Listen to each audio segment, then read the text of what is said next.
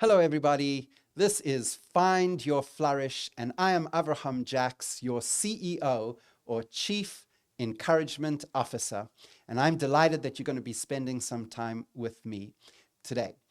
So, before we continue, please do me a huge favor and subscribe, like, and comment. This helps the algorithm spread our message far and wide, and I really appreciate you doing that. I want to tell you a story of a dinner that took place at a rabbi's house. This rabbi, his name is Rabbi Lipsker. And Rabbi Lipsker is an incredible rabbi who started some magnificent projects.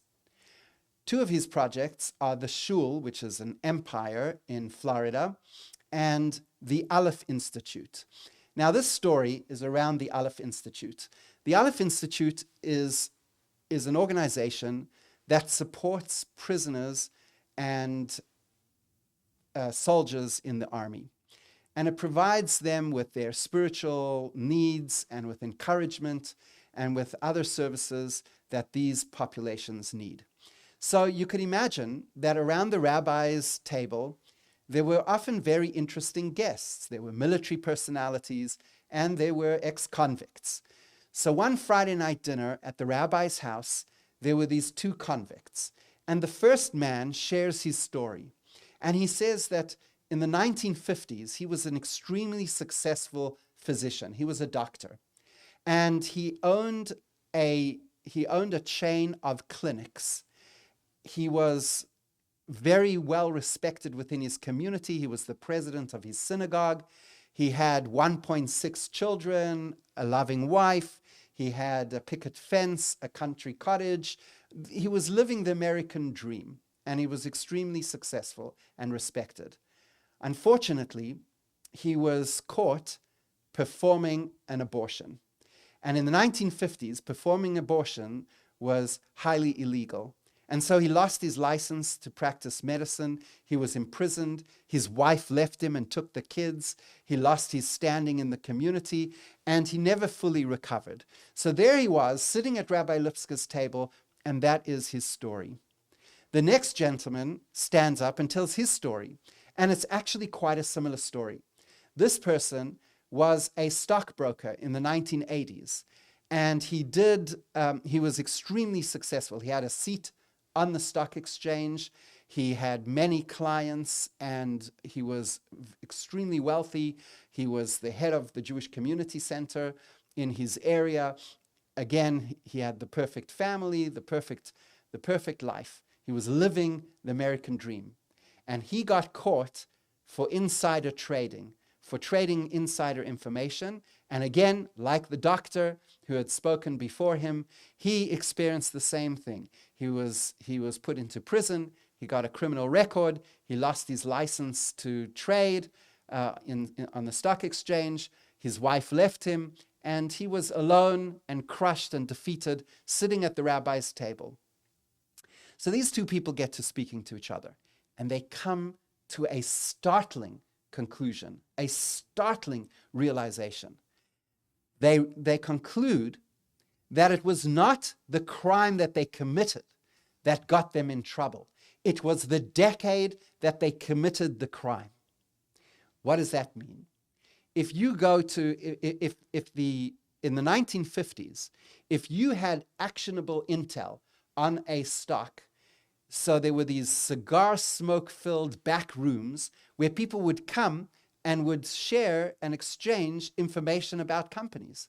And if you knew something, and that was actionable intel, you would be held a hero, and it wasn't illegal. So had the stockbroker performed his insider trading in the 1950s, he would have been the darling of his community, and nothing would have happened to him. There would have been no consequences. And conversely, had the doctor performed the abortion in the 1980s, not only would he not get into trouble because he performed an abortion, he would actually be protected. the government protects abortion clinics and makes sure that they are not attacked. So they realized that it wasn't the crime, it was the decade that they performed the crime in. What an incredible insight. It shows us that there are no such thing as in society as an absolute value system. I'll tell you something fascinating that I've thought about long and hard over many years, and it's the following. We all know the story that on Mount Sinai, God gave the tablets with the 10 commandments to humanity. And those tablets had commandments 1 to 5 written on the first tablet, and commandments 6 to 10 written on the second set of tablets. So here's the question. Why did God write the 10 commandments on 2 separate sets of tablets? Why didn't he just write them on one tablet? You could have just gone 1 through 10 on a single tablet. It would be more environmentally friendly. He wouldn't have to use so much tablet material. So there are many answers to this question. They include, for example, that the first 5 are what I call the verticals. They're our relationship with God.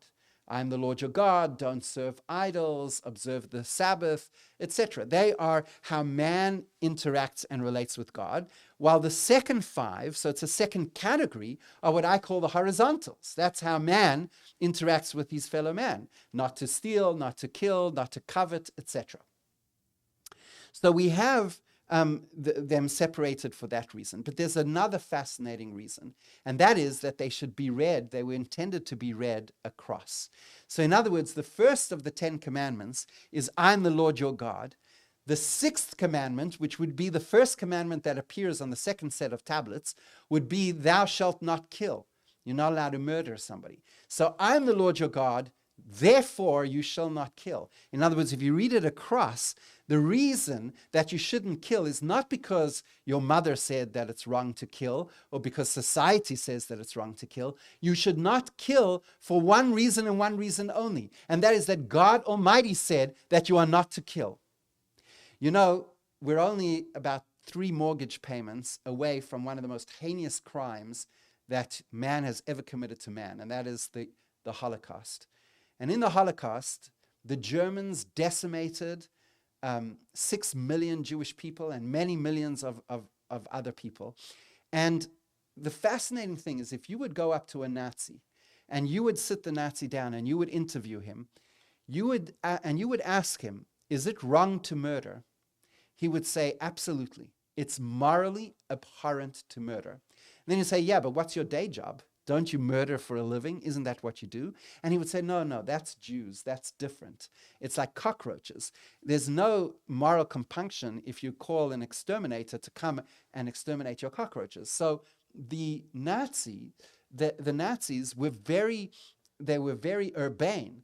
They loved Wagner and the arts, and they were the head of the world in science and philosophy. They were extremely sophisticated society. The reason that they were so debased and so animalistic and killed with such heinous cruelty is because they were able to intellectually justify the murder that they were perpetrating. And that's because they didn't have an absolute value system based on the fact that God said that it's wrong to kill. If you don't have an absolute value system, then you can change the way that you think of the world. You can change your morality, and indeed morality does change. If you look at the law of any country, any society, laws change. Same-gender marriage was illegal in most Western countries just 2 or 3 decades ago, and today it's perfectly legal to marry somebody of the same gender. So laws change and they adapt. Man's laws, humanity's laws change and adapt as society goes. But God's laws remain firm. They are the bedrock. They are absolute. It's an absolute value system. So if something is wrong in the 1950s, it would be wrong in the 1960s, 70s, 80s, 90s, and the 2020s. It will be wrong in every single era, in every single epoch. Why would it be wrong? It will be wrong because it's based on an absolute value system. So the Torah, God's message for humanity, is a brilliant divine value system that is immutable, that never changes. And as a result of the fact that it never changes, it's the bedrock of all civilization and all society.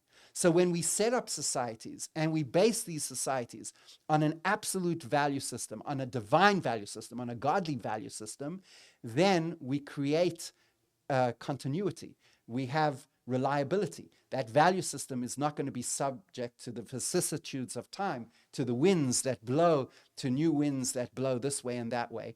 Wrong will remain wrong, right will remain right, and that will remain constantly and always. And of course, when societies are governed by morality, are governed by ethics, are governed by laws that apply equally to all people in all situations, in all circumstances, then those societies flourish. And you have been listening to find your flourish, and I am really grateful that you spent this time with me, and I'm look forward to spending more time with you in the future.